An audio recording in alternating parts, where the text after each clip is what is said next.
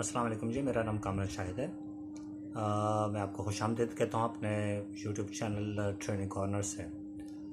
अब ये आपका दूसरा हिस्सा है पर्सनालिटी डेवलपमेंट का। जो पिछला हिस्सा था उसका ही तसलसल बरकरार रखते हुए ये दूसरा हिस्सा बना रहा हूँ। अच्छा, दूसरा हिस्सा स्टार्ट होता है आपका फर्स्ट इम्प्रेशन से। फर्स्ट इम्प्रेशन, जैसे कि कहा जाता है कि first impression is a last impression, ये काफ़ी हद तक ये दुरुस्त बात भी है कि अगर आपका असर दूसरे शख्स पर अगर पहली दफ़ा अगर मुनासिब ना पड़ा तो वो हमेशा के लिए नामुनासिब हो जाएगा। तो इस चीज़ का आपने बहुत ज़्यादा ध्यान रखना है कि आपका फ़र्स्ट इम्प्रेशन बहुत अच्छा लोगों पर पड़े, क्योंकि हम कभी ना कभी लोगों से पहली दफ़ा मुलाकात करते ही हैं। अब अगर आपका कैरियर स्टार्ट है तो उसमें तो आपको बहुत सारे लोगों से पहली दफ़ा मुलाकात करनी पड़ेगी। तो जैसे जैसे आप मुलाकात करते चले जाते हैं, थोड़ा सा आपका जो बॉडी लैंग्वेज है या आपके जो पर्सनालिटी है उसमें फ़र्क पड़ता चला जाता है। लेकिन अगर आप इसको शुरू से ही इसका ख्याल रखें, पहली मुलाकात से अगर आप इसका ख्याल करें तो आपका जो कॉन्फिडेंस लेवल है बहुत ज़्यादा इंक्रीज़ हो जाएगा। तो पहला जो हिस्सा है वो है घबराहट। घबराहट एक नेचुरल सा हिस्सा है हमारी ज़िंदगी का, ये हो जाता है। तो ख़ासकर पहली मुलाकात में अगर हम किसी बड़े से मिल रहे हैं, किसी ऑफिसर से मिलते हैं, तो हमें घबराहट का शिकार हो जाते हैं। तो इसके लिए इंतहाई ज़रूरी है, जिसको मैं एडवाइस करूँगा कि आप पहली मुलाकात की रिहर्सल घर पे ज़रूर किया करें। आप इसको बोलें, आप अपने मिरर के सामने खड़े हो सकते हैं, आप उसके साथ जिससे आप मिलने जा रहे हैं उसको आप इमेजिन कर सकते हैं, अपनी आंखों के सामने उसका तस्वुर, ख़यालाती तस्वुर अपने सामने रख सकते हैं। जिससे आप मिलने जा रहे हैं तो आप उससे मुलाकात करें, आप उसको सलाम करें, उसको ग्रीट करें, उससे बात करें। जो मुद्दा आप बयान करना चाहते हैं आप उसके सामने बयान करें, ठीक है। तो ये आप इसकी रिहर्सल ज़रूर करें, इससे आपकी घबराहट काफ़ी हद तक कम हो जाएगी।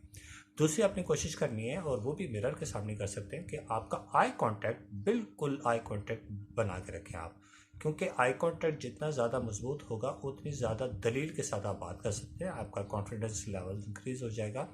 और दूसरा जिससे आप बात कर रहे हैं तो वो आपकी बात को बहुत ध्यान से सुनेगा। अगर वो भी आपसे बात कर रहा है तो तब भी आपको आई कांटेक्ट अपना बरकरार रखना है, ताकि आपको उसकी बात सही समझ आए। अगर आपको उसकी बात सही समझ आएगी तो बिल्कुल आप उसी अंदाज से उसको रिस्पॉन्ड कर सकते हैं। तीसरा और बहुत इम्पोर्टेंट आपकी बॉडी लैंग्वेज होती है। रिसर्चर्स कहते हैं, जो कम्युनिकेशन के रिसर्चर्स हैं, वो ये कहते हैं कि हम पूरी ज़िंदगी के अंदर या पूरा दिन के अंदर, उसी को हमने एवरेज पूरी लाइफ में कर लेते हैं, हम पूरी ज़िंदगी में सिर्फ 7% बोलते हैं और 93% हमारी बॉडी लैंग्वेज बोलती है। तो आप इसको सबसे ज़्यादा इम्प्रूव करें। अगर आप अपना भी अहाता करें, अगर आप अपनी भी तहकीक करें, तो आप पूरा दिन में कितना बोलते हैं? 2 घंटे, 3 घंटे, 4 घंटे, या आप इससे ज़्यादा नहीं बोलते। हाँ, कुछ इसमें एक्सेप्शंस होती हैं। मिसाल के तौर पे कुछ टीचर्स हज़रात होते हैं, उनका थोड़ा सा ज़्यादा बोलना होता है, लेकिन वो फिर भी 7% नहीं है तो वो 10% हो सकता है, 12% हो सकता है, लेकिन कभी भी वो इससे ज़्यादा नहीं हो सकता। तो इसी तरह आपके ऑपरेटर्स होते हैं, वो भी इसी तरह इतनी ही बातचीत करते हैं। लेकिन आम हालात में आम आदमी 7% से ज़्यादा बातचीत नहीं करता, उसकी 93% उसकी बॉडी लैंग्वेज बात करती है। तो बॉडी लैंग्वेज को बहुत ज़्यादा इम्प्रूव करने की ज़रूरत होती है। बॉडी लैंग्वेज में आपने कौन कौन सी चीज़ों का एहतियात करनी है वो मैं आपको बताता चला जाता हूँ। आपकी ये जो नेक है, जिसको आप गर्दन कहते हैं, ये हमेशा एक्सपोज होना चाहिए। दूसरा, आपका आई कांटेक्ट, आप बिल्कुल सामने फ्रंट पर उसके बात करें, आपके चेहरे की पोजीशन बिल्कुल उसके सामने होनी चाहिए। और इसी तरह आप जिसकी बात सुन रहे हैं तो आप उसमें थोड़ा सा मुश्किल डेफिनेटली हो जाता है, लेकिन आपने अपने नहीं, अपने चेहरे के जो चेहरे की जो पोजीशन है वो बिल्कुल सामने रखनी है। आई कांटेक्ट रखें, आपकी नेक जो है एक्सपोज होनी चाहिए। ये कॉन्फिडेंस आदमी की निशानी होती है। ये जो नेक है ये बिल्कुल के सामने होनी चाहिए। आपका ये चेस्ट, ये जो सामने का पोर्शन है, आपके शोल्डर्स, ये भी बिल्कुल सामने फ्रंट पर बिल्कुल एक्सपोज होने चाहिए, क्लियर होना चाहिए। ना कि ये बिल्कुल आप लीन डाउन करते हैं, थोड़ा सा झुक जाएं। तो ये झुकने की मतलब ये होता है कि या तो अगर आपको बीमारी नहीं है तो इसका मतलब ये कि आपका कॉन्फिडेंस नहीं है। आप जो कहने चाहते हैं, आप जो जिस चीज़ की मार्केटिंग करने के लिए आए हुए हैं, उसमें आपका कॉन्फिडेंस नहीं है। तो जहन में रखिएगा, आपकी बॉडी आपका कॉन्फिडेंस बताती है। जो देखने वाला है उसको ये समझ आती है कि जो शख्स मेरे सामने आया है ये कॉन्फिडेंट आदमी है, ये पुरएतमाद आदमी है, जिस चीज़ की ये मार्केटिंग करना चाहता है या जो भी बात ये मुझ तक पहुंचाना चाहता है, ये बहुत कॉन्फिडेंट है। तो आपने इस चीज़ का बहुत ज़्यादा ख्याल रखना है। हमेशा सीधे खड़े होते हैं, और ये एतमाद शो करता है, आप हमेशा सीधे खड़े हो। बैठने और उठने में कभी भी जल्दी नहीं करते। हम अमूमी तौर पे ये देखने में आया कि लोग बैठते हुए बहुत तेज़ी से बैठते हैं और उठते हुए बहुत तेज़ी से उठ जाते हैं। लेकिन आपने इस चीज़ का बहुत ज़्यादा ध्यान रखना है कि आप उठने और बैठने में ज़्यादा जल्दी मत करें, आराम से बैठें। तीसरी गलती जो अमूमी तौर पे लोग करते हैं वो कि जब वो बैठते हैं सोफ़े पे या कुर्सी पे तो वो थोड़ा सा लंबे होकर बैठ जाते हैं। ऐसा आपने हरगिज़ नहीं करना, आपको बिल्कुल स्ट्रेट बैठना है। आपको बिल्कुल भी ज़रूरत नहीं है कि आप लीन डाउन हो जाएं और आप बिल्कुल रेस्ट की हालत में चले जाएं। ये आपकी बॉडी लैंग्वेज का बड़ा ही बुरा तासुर मिलता है दूसरी शख्सियत में। अच्छा, जो काम नहीं करना, आपने हिचकिचाहट नहीं करनी, आपने झिझक महसूस नहीं करनी, आप इसकी प्रैक्टिस अगर आप घर पे करने जाते तो आपको यकीनी तौर पे इसका फ़ायदा होता है। आपकी ठोड़ी जो है, ये आपकी चेन, ये बिल्कुल सामने की तरफ नज़र आनी चाहिए, ठीक है। और आपने किसी भी बॉडी लैंग्वेज को, किसी भी बॉडी पार्ट को ज़्यादा नहीं छूना। आप हमेशा स्ट्रेट खड़े हों, बहुत ज़्यादा हिलते भी नहीं। अगर आप ख़ासकर जब आपके सामने वाला आपसे मुखातिब हो तो आप उससे बात करते हुए आपकी उसकी बात जो आपसे वो कर रहा है आप उसको बड़े ध्यान से सुनें। आप ज़्यादा मूवमेंट का मुजाहरा मत करें। मोस्टली देखने में आए लोगों ने पेन पकड़ा होता है तो पेन को क्लिक करना शुरू कर देते हैं, मोबाइल पकड़ा तो वो खामखा उस पर उसको दबा के उसको चेक करना शुरू कर देते हैं। आपने कोई भी ऐसी चीज़ का मुजाहरा नहीं करना। जो आपसे बात कर रहा है तो आपने उसको रिस्पेक्ट देनी है। असल में ये सबसे ज़्यादा अहम चीज़ होती है कि जो बात करने वाला है वो चाहता है कि आप उसकी रिस्पेक्ट करें। ये रिस्पेक्ट करने का पहला अंदाज़ है कि आप उसकी बात को इंतहाई गौर के साथ सुनते हैं। आपने इस चीज़ का बहुत ज़्यादा ध्यान करना है। और गैर ज़रूरी चीज़ें जो भी आपके हाथ में है, पेन है, मोबाइल फ़ोन है या जो भी चीज़ है, आप उसको बिल्कुल साइड पर कर दें। आप उसके साथ खेलें नहीं बिल्कुल भी, इससे दूसरा इंसल्ट महसूस करता है।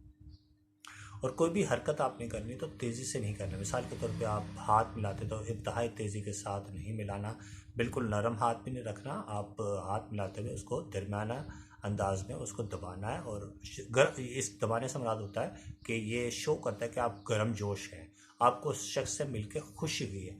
आप बिल्कुल हल्के हाथ से अगर हाथ मिलाते हैं तो इसका मतलब है आप उससे जान छुड़ाना चाहते हैं, आप उस शख्स को पसंद नहीं करते। तो आपने ऐसा कोई भी तासुर उसके सामने नहीं छोड़ना। ये फर्स्ट इंप्रेशन की मैं बात कर रहा हूँ। कभी भी आप हमेशा जब भी आप लोगों से मिलें तो आप हमेशा गर्मजोशी का मुजाहरा करें। उनको ये महसूस होगा आपके हाथ में लाने से कि आप उनके आने से आपको खुशी हुई है। ये जहन में रखिएगा। ये इसी तरह होता है।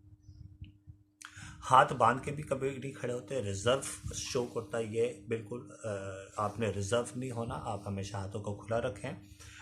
और लोगों से घुलना मिलना बहुत ज़्यादा नहीं चाहिए। नर्वस भी आपने नहीं होना है। हमेशा दिलचस्पी का मुजाहरा करें। दिलचस्पी हमेशा जहन में रखिएगा, हमेशा आई कांटेक्ट से होती है।